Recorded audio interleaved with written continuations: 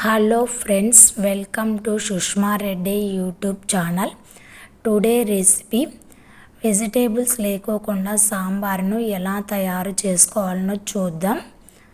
ఇడ్లీలోకి perfect combination అన్నమాట ఈ సాంబారు.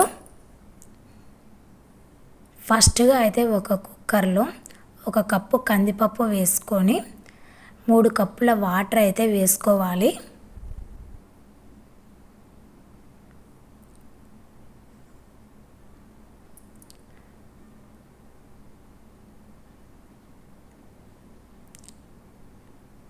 హాఫ్ టేబుల్ స్పూన్ పసుపు, 1 టేబుల్ స్పూన్ ధనియాల పొడి, 1 టేబుల్ స్పూన్ కొబ్బరి పొడి, 4 లేదా 5 తెల్లగడ్డపాయలు, 2 టమోటాలు, కొద్దిగా చింతపండు వేసుకోవాలి.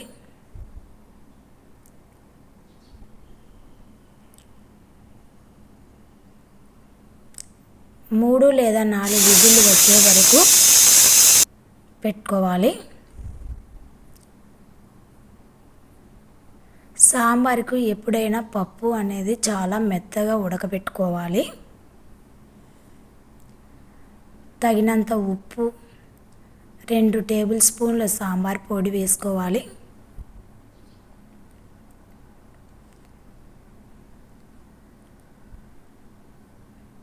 పప్పును బాగా వెనుపుకోవాలి. సాంబారు మనకు చిక్కగా కావాలనుకుంటే కొద్దిగా వాటర్ తక్కువగా వేసుకోవాలి.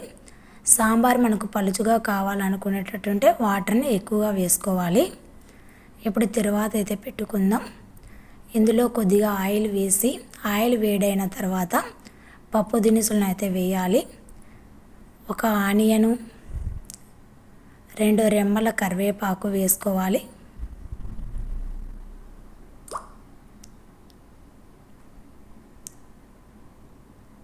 తర్వాత 1 ఎండుమిర్చిని కూడా యాడ్ చేసుకోవాలి. హాఫ్ టేబుల్ స్పూన్ జీలకర్ర వేసుకోవాలి. తర్వాత బాగా వేగిన తర్వాత ముందుగా మనం తయారు చేసి పెట్టుకున్న సాంబార్లు అయితే వేసుకోవాలి.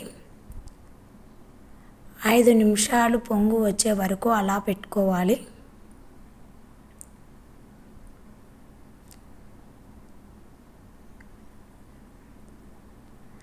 అంతే అండి, sambar simple and tasty sambar ready. Thanks for watching.